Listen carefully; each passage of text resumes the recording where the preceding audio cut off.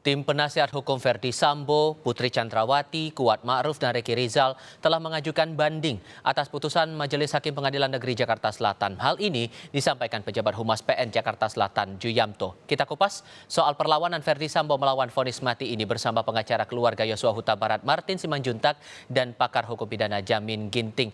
Pak Jamin, Bang Martin, apa kabar?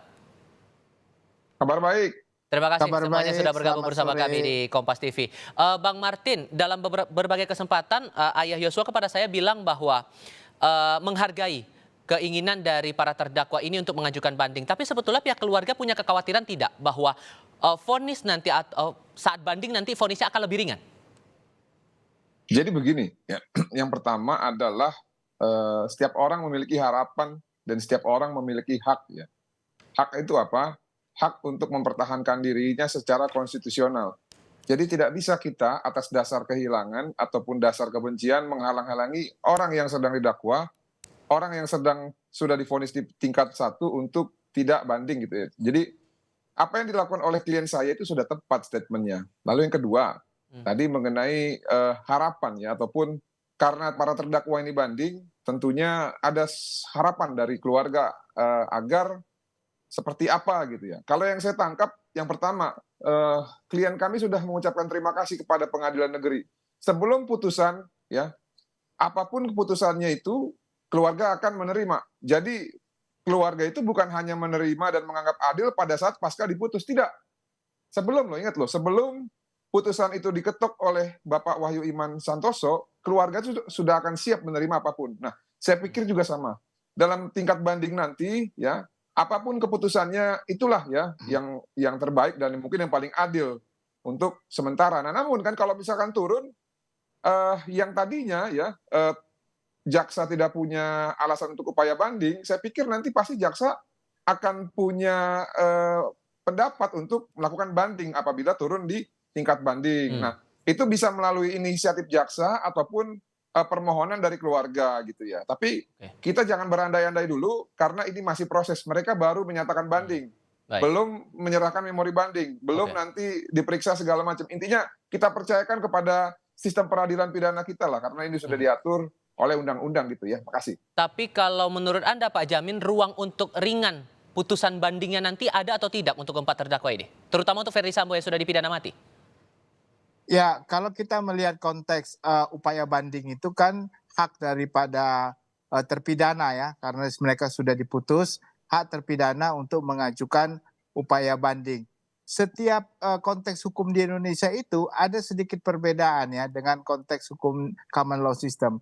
Jadi semuanya tergantung kepada hakim. Dia tidak terikat untuk apa yang diputuskan oleh hakim yang sebelumnya. Jadi dia bisa saja memutus lebih, ini kan hukuman Verdi Sambo maksimum ya, hukuman mati. Bisa saja hukumnya lebih rendah asalkan ada dasar-dasar hukum yang bisa dijadikan pertimbangan untuk memutuskan lebih rendah. Contoh ya, kalau hakim menyatakan tidak ada hal-hal yang meringankan dalam konteks keadaan Verdi Sambo, bisa saja hakim pengadilan tinggi menyatakan ada dan patut dipertimbangkan prestasi yang sudah dilakukan oleh Verdi Sambo selama masa jabatannya sebagaimana yang sudah disampaikan oleh penasihat hukum dalam pledoi. Nah, kalau itu menjadi dasar, kemungkinan juga bisa lebih rendah. Atau juga pengadilan tinggi bisa menguatkan apa yang sudah diputuskan oleh Pengadilan Negeri Jakarta Selatan. Seperti itu. Kalau kemudian dikaitkan dengan yang heboh belakangan ini, Ya. dengan KUHP baru ada kekhawatiran bahwa vonis mati ini tidak akan diterapkan bagi Verdi Sambo. Itu masih masuk akal atau tidak menurut Anda? Ya, tentu lihat situasi dan kondisi. Pertama, saya ingin mengatakan ya, KUHP baru itu kan baru berlaku 3 tahun yang akan datang.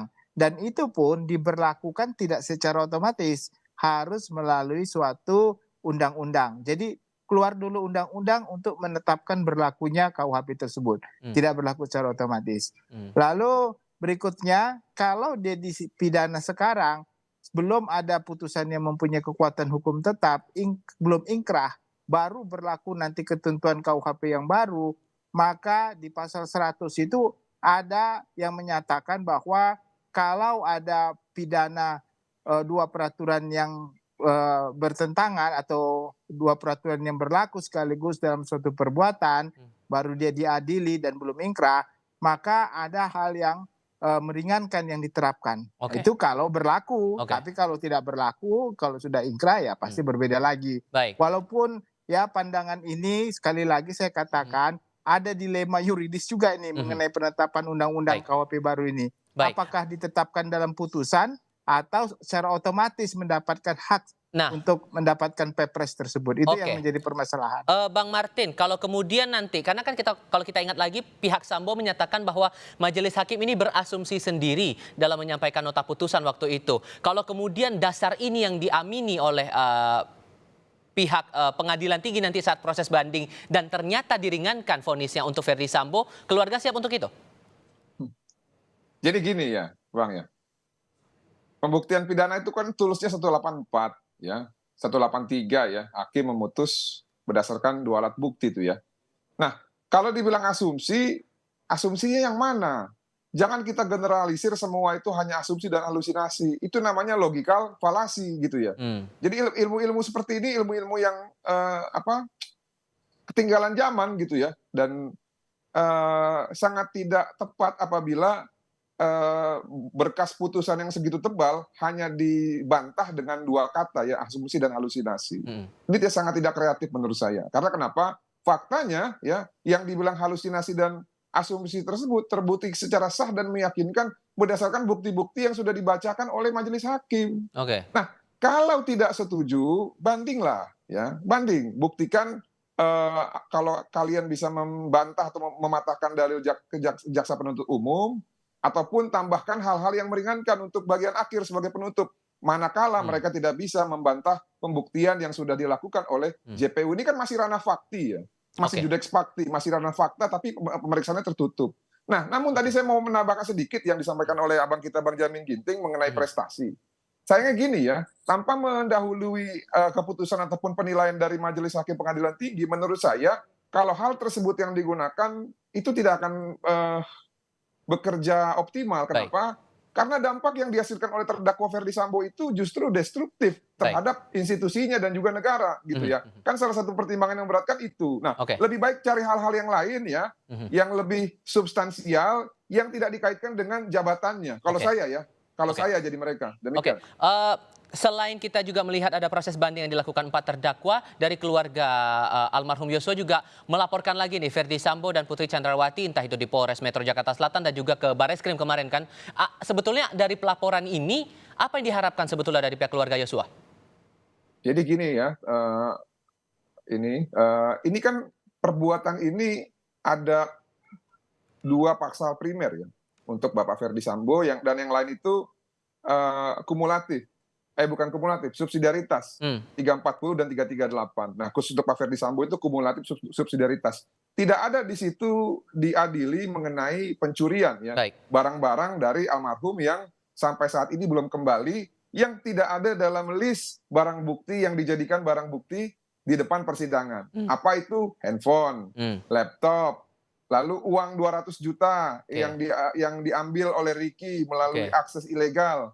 Itu kan terbukti di depan persidangan. Nah, sayangnya sampai saat ini HP tersebut tidak ingin dikembalikan. Karena kenapa? HP tersebut sangat berguna, abangku. Kenapa? Untuk mengetahui sebenarnya ada apa sih dalam peristiwa ini gitu ya. Kan belum semuanya terang ini.